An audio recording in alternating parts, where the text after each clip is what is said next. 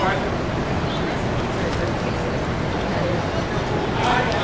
on tape, right? Yeah, please. Don't call on your fucking business.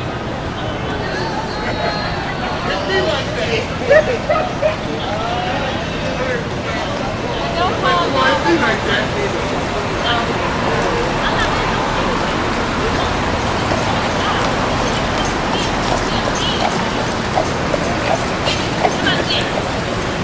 Get that video.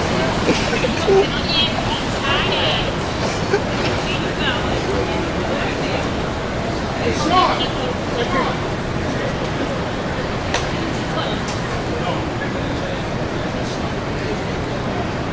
Let's go. Let's go.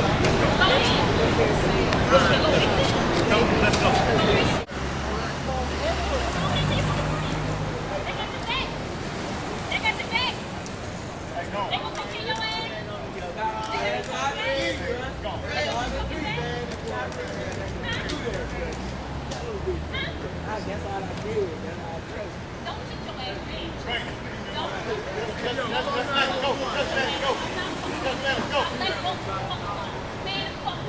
Let it go.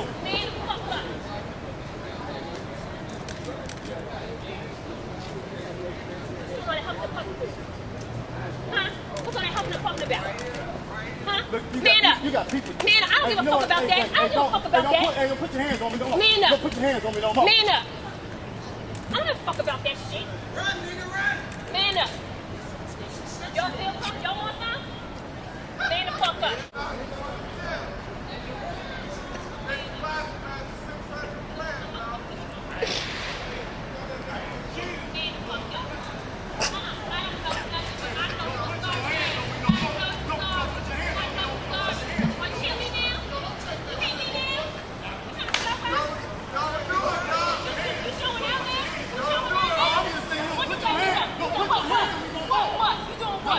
Okay, me too. What?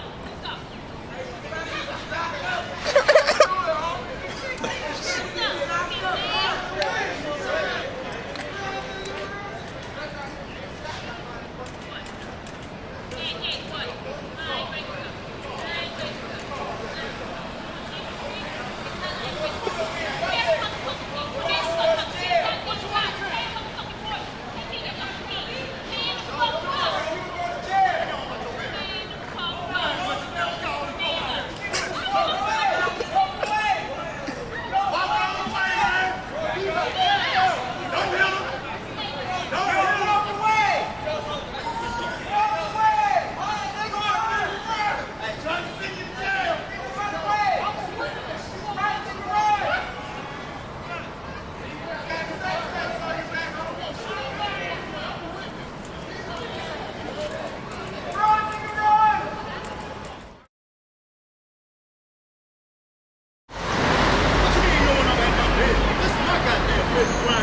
What you mean?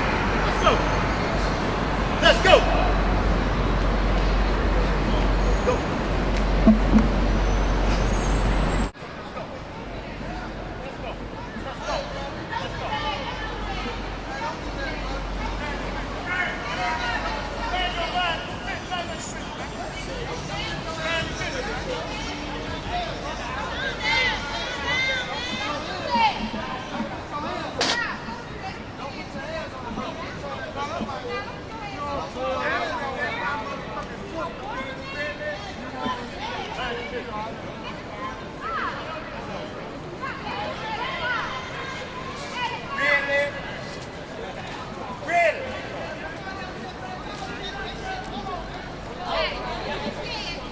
Really?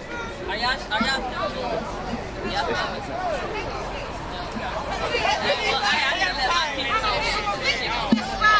Y'all filming this, right? Alright, so y'all, they playing. I understand that's your man. That's your wife. Let's go. That's your wife.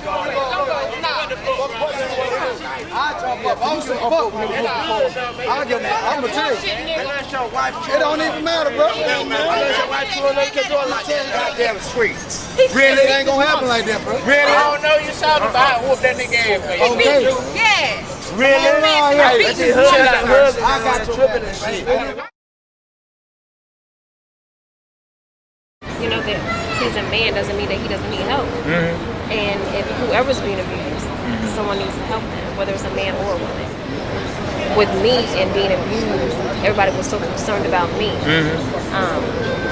And him being abused, nobody was really concerned about him. Just man up, walk away, don't say anything. No one came to say, leave him alone. Right. You know what I mean? Right. And you can see the pain on his face, but nobody will come rescue him.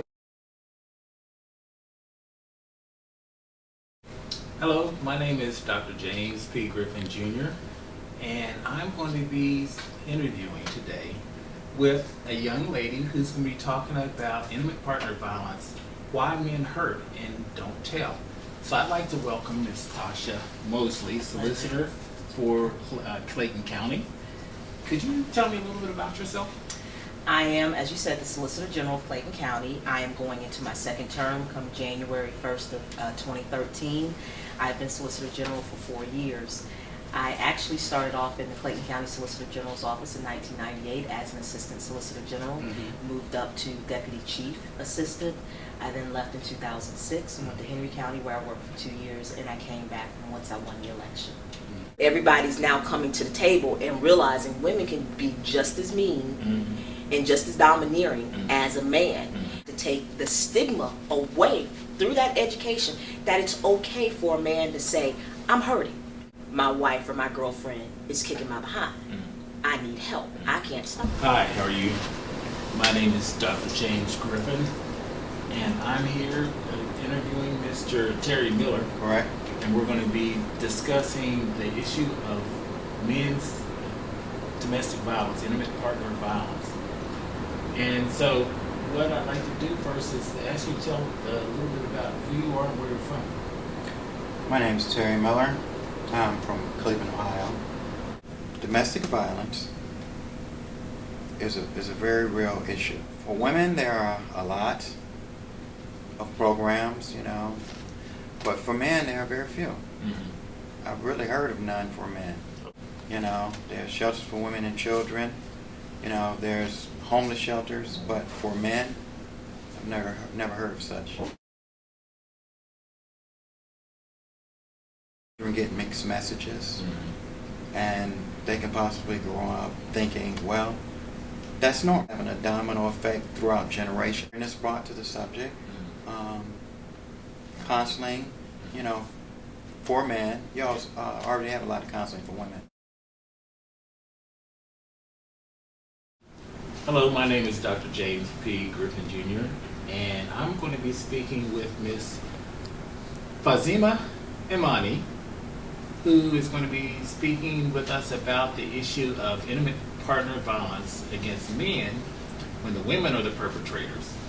And the subject of our discussion is going to be why men hurt and don't tell. Could you say a little bit about yourself, Ms. Imani? Yes, well, first of all, it's Faiza Imani, but most people don't get that right. And I'm with 50 Entertainment and Productions. I am actually working on a play right now that deals with why men hurt and don't tell. But I feel like why men hurt and don't tell, it's because it's embedded in them as a child that men don't cry. I have a man that gets involved in a relationship that's violent. It's like, who do I turn to? The reason it breaks my heart is because I, as a woman, I am a survivor of domestic violence, and I know how it felt to not have anybody to talk to. And it was when I finally began to open up and tell people about the things that I was enduring behind closed doors, that was the beginning of my healing process. My heart for men, because you have these men who don't have that help. They don't have that circle of people that they can go to. They don't have the organizations like I had available to me to go to deal with these issues. So you have them sitting there harboring this pain, harboring this brokenness, not getting healed, because first of all, there's no one to talk to admit that it happened. There's not that safe place for them. They need a safe place. There needs to be organizations out there for men to let them know this is a place where you can come, you can tell us what's going on without judgment, without fear. We're here to help you. And then after you tell us, you don't have to go back to the woman that's beating you, because we have this shelter, a domestic violence shelter for men. I don't think anyone has adequately addressed that issue of the situation nationwide. Is male transitional housing. I think you can get male transitional housing if you're getting out of prison. Yeah. Well, what about male transitional housing when you're trying to get out of a dangerous relationship? Primary prevention. Primary prevention, still the same. It's education. You have to educate. You've got to educate the people, the employers, the church, and you also have to last people you have to educate the police, because they're the first people on the scene.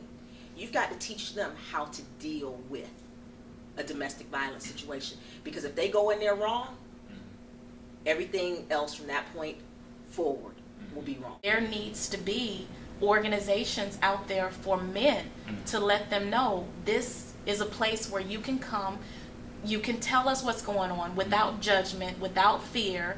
We're here to help you. And then after you tell us, you don't have to go back to the woman that's beating you, because we have this shelter, a domestic violence shelter for men. I think they need to step in, and there needs to be some type of program or some type of something to help that man out, the man who's quiet because he doesn't want to come out because he doesn't look like he's a punk or he's not man enough. But just like they have programs for the women. Yes. I mean, abuse is abuse, whether it's on the man or whether it's on the female. Abuse is abuse, and everybody needs help.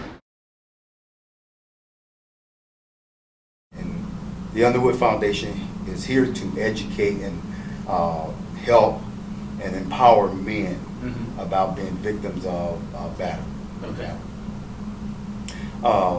And we just want to go out here and make sure that we can assist men, because a lot of times people don't know that men are battered too. Right. Being a victim, being a man victim, men was always told to do certain things. But we are, the Underwood Foundation is here to share light, to tell me you don't have to be a coward, or you don't have to be scared, or because you're told that you are being battered. You're still a man.